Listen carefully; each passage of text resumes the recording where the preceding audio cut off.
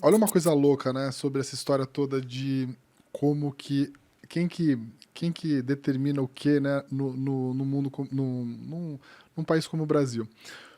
Na maioria dos países, quando você tem taxa de juros muito baixa, os políticos, né, a classe política, ele ganha dinheiro, ele precisa investir.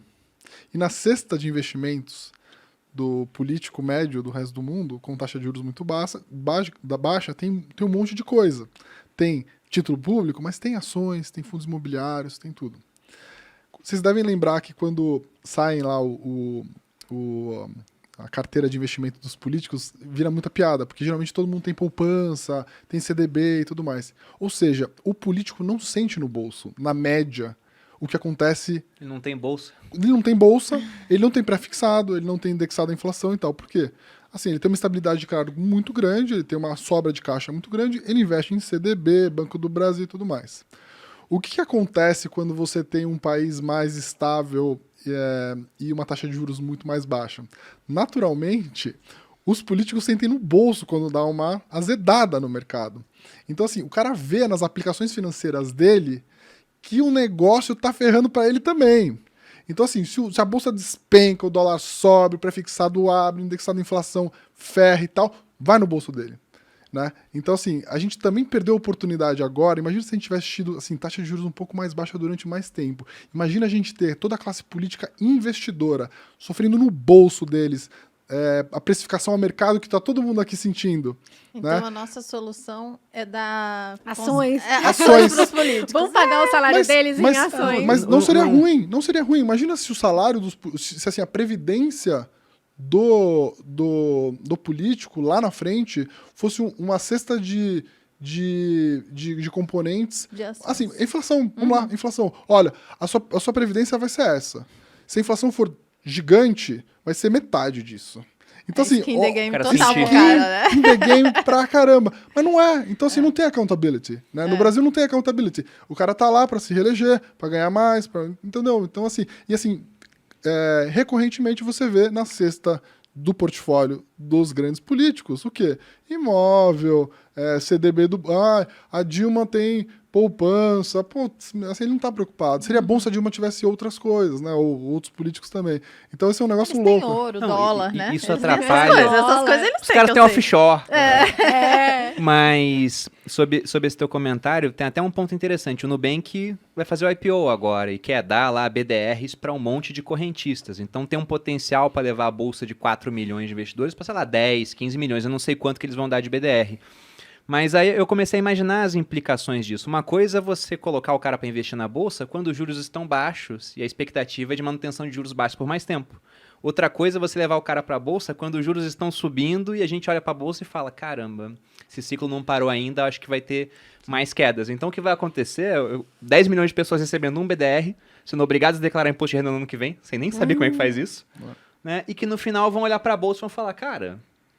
Que E bosta. aí, o que eu faço agora? Não, Você isso não tava atrapalha pensando em muito. investir, eu não vou investir mesmo. Né? Isso aqui é muito louco. E isso atrapalha muito. E até a pergunta que eu vou fazer agora é a seguinte, por exemplo, pensando em bolsa, Breia, a gente está vendo esses juros ficando altíssimos, até uma inversão da curva de juros recente, né? Ou seja, o normal quando você vai emprestar dinheiro para o governo, é o mesmo tomador do dinheiro ali do crédito, em prazos maiores, eu quero mais juros, porque tem mais risco envolvido. E não está acontecendo isso. Você tem vencimentos mais curtos com juros maiores do que os mais longos. A gente elevando tanto assim, a gente não vai provocar uma recessão no final das contas? E aí as empresas vão começar a ir mal, a bolsa vai cair mais? A gente lá acaba selecionando ações que são menos dependentes de governo e de PIB. Você tem que pensar assim, que dentro do universo da Bolsa, as empresas contam algumas histórias. Então, existem empresas que contam a história de crescimento do país. Inclusive, tem uma maneira que a gente fala lá, que é assim, tem empresas que são proxy do PIB. O que significa isso? Se o PIB sobe 1%, essa empresa cresce 2%. Então, ela tem um multiplicador do PIB, 2 vezes. Né? Essas empresas são claramente mais dependentes de consumo, etc. Mas existem algumas empresas na Bolsa que contam a sua própria história de um mercado que está em crescimento. Exemplo, mercado de locadoras. Então, o mercado de locadoras.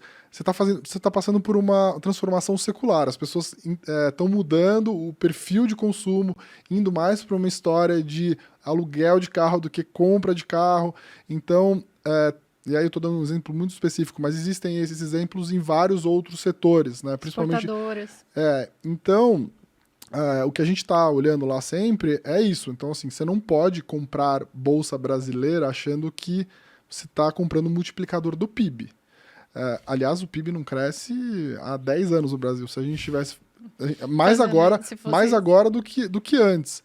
Então, assim, o nosso trabalho lá no dia a dia é tentar selecionar boas empresas, bons ativos. Assim, olhando para trás, existem várias boas empresas que conseguiram crescer, até mesmo com juros de 18% lá atrás, com dólar. O brasileiro empresário, eu diria que é o melhor empresário do mundo. Um dos melhores empresários do mundo. A seleção natural é pesada aqui, né? Exatamente. Assim, porque assim, a concorrência lá é mais fácil. Demanda coragem, né, ser empreendedor. Mas a concorrência lá depois é mais fácil, porque assim, é realmente muito difícil. Olha todos os componentes. Depois que vence, você tá meio que nadando. E depois que você é mordido pelo negócio de empreender, é um negócio meio muito legal. Um negócio vocês têm... Sim, faz pouco tempo que o bichinho me mordeu. E você acha que nessa fase. E é legal, não é? Sim, super legal. Dá trabalho. Oh. Quem tem que, assim, 1 minuto antes aqui, tava falando com o contador. Exatamente. Ameaçando. Cadê meu dinheiro? Mentira. Tá pagando imposto. Mas